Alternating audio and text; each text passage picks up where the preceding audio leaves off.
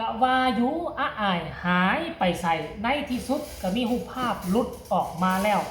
เข้าไปที่ห้องการไปที่ออฟฟิศของรัฐบาล เพื่อจะไปทำบัตรประชาชน สวัสดีสบายดี FC แฟนครับน้องอาอายสกุลนพรลูกสาวของบอสนกพงศกรแห่งวงเสียงวิหกมาพบมาพ่อกันคลิปนี้หลายคนก็ตั้งตารอคอยอาอายไปใส่เนาะไปใส่มาใส่ก็บ่บอกบ่กล่าว FC แฟนคลับทั้งฝั่งไทยฝั่งลาวรอท่าเบิ่งการเคลื่อนไหวอยู่นะเนาะกันละว่าซอกหาเกือบครึ่งมือบ่เห็นคลิปบ่เห็นข่าวแต่ว่าในที่สุดเนาะในที่สุดก็เห็นรูปภาพปรากฏออกมาปรากฏว่าน้องไปอยู่ออฟฟิศแห่งหนึ่งซึ่งน่าจะเป็นออฟฟิศของรัฐบาลคันว่าทั้งสปป.ลาวนี่ก็ไปเฮ็ดบัตรประชาชนหรือว่าบัตรประจำตัวนี่ก็ไปเฮ็ดอยู่ห้องการตำรวจแต่ว่าทั้งฝั่งไทยเขาเจ้าไปเฮ็ดอยู่ห้องการนี่อย่างบ่จำบ่ได้เฮ็ดบ่มอบเรียบร้อยแล้วบัตรประชาชนของอาอายออกมาแล้วทุกคนเอ้ยเนาะออกมาเรียบร้อยแล้วเห็นบ่ตอนถ่ายบัตรประชาชนนี่ถ้าตัดเอากล้องไปก็เกือบว่าคือถ่ายนักโทษถ่ายนักโทษก็ไปยืนแบบเดียวกันนี่เห็นบ่ก็งงกันได้เฮ็ดบัตรประชาชนก็ไปยืนแบบเดียวถ่ายนักโทษก็ไปยืนแบบเดียวห้วยร่วงสูงของอาอายนี่มีเท่าใดวะ1.40 เมตรเกือบ1.50 เมตรท่านผู้ชมร่วงสูงเกือบ1.50 เมตรอายุ13ปีเกือบฮอด1.50 เมตรคันถ้าอายุ18ปีห่วยแม่น1.60 เมตรพุ่นว่าโอ้สูงเด้ออ้ายเด้อเนาะสูงปกติแล้วอยู่บ้านอยู่ทางฝั่งลาวนี่ก็เฮ็ดบัตรประจำตัวก็15ปีแต่ว่าส่วนใหญ่แล้วฮอด18ปีต้องให้ไปเฮ็ดหมดทุกคนนะแต่ว่าคันต่ำกว่า15ปีแล้วก็บ่ให้ไปเฮ็ด15ปีแล้วจึงไปเฮ็ดเนาะไปเฮ็ดแต่บัดนี้ทั้งฝั่งไทยก็อาจจะแตกต่างกันน้องอาย13ปีก็ไปเฮ็ดได้แล้วยกโป้การที่มีบัตรประจำตัวหรือว่าบัตรประชาชนเป็นของตนเองนี่มันก็สิดีหั่นแหละเวลาเกิดอีหยังขึ้นมาเวลาไปใส่มาใส่มันก็จะสะดวกยิ่งขึ้นที่ผ่านมาต้องอาศัยพ่ออาศัยแม่เป็นผู้ไปค้ำประกันเป็นผู้ไปแลกเอกสารให้แต่ทุกมือนี่คันว่าน้องอายมีตัวนี้แล้วมีตัวนี้เป็นที่เรียบร้อยแล้วก็จะสบายสิไปเฮ็ดอันใดก็ได้ใส่ของตนเองบ่ต้องไปรอท่าของผู้อื่นหลังจากที่เห็นรูปนี้ออกมา FC แฟนคลับก็อันนั้นได้นี่ FC แฟนคลับก็พากัน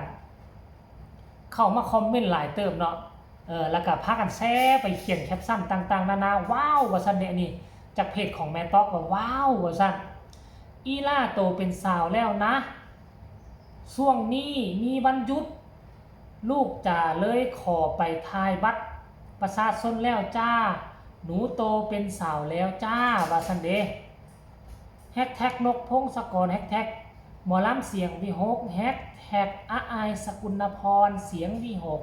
พ่อจ๋าลูกจ๋าชมรมคนรักนกพงศกร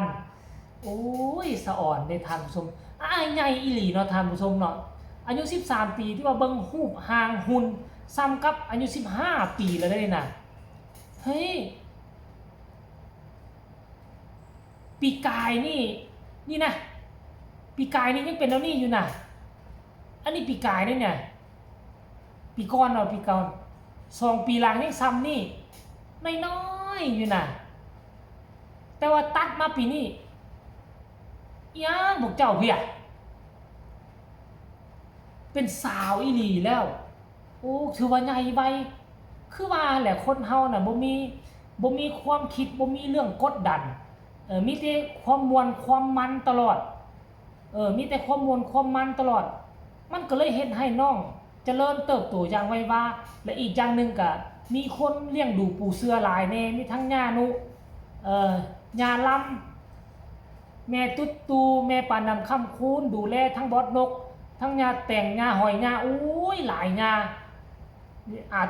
เทพอาไม้ต่างๆนา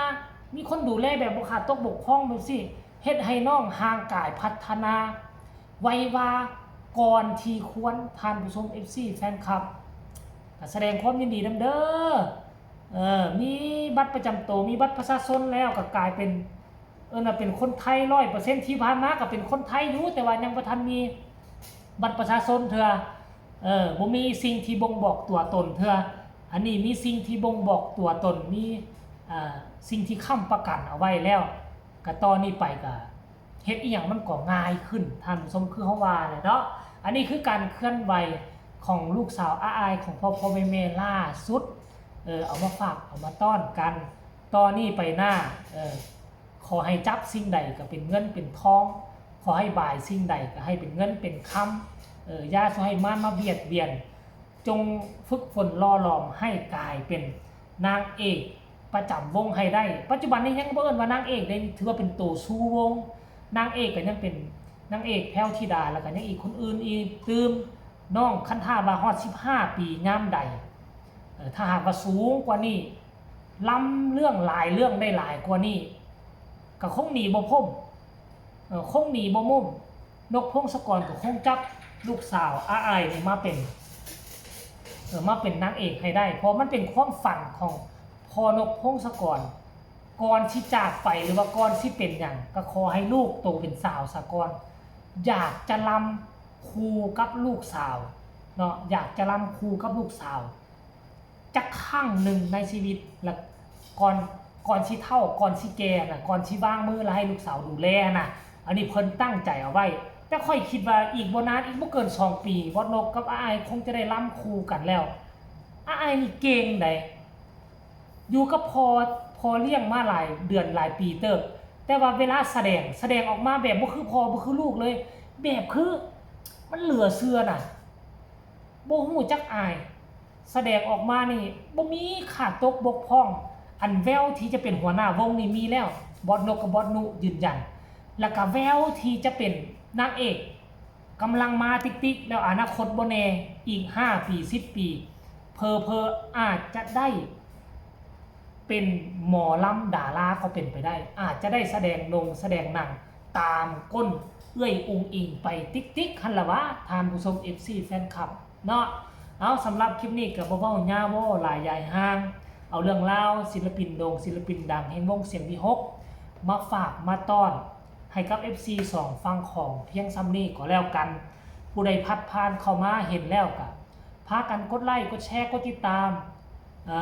ที่สำคัญก็จะกดข้ามโฆษณาเบิ่งให้แน่เนาะผู้ใดมีคำตำหนิติชมคำคิดคำเห็นอยากส่งข่าวอยากตำหนิติเตือนหรืออยากส่งกำลังแห่งใจไปให้อาอายแห่งวงเสียงวิหกก็สามารถส่งมาได้ทางใต้คอมเมนต์สำหรับคลิปนี้เจบ่ลาวขอกล่าวคำว่าสบายดี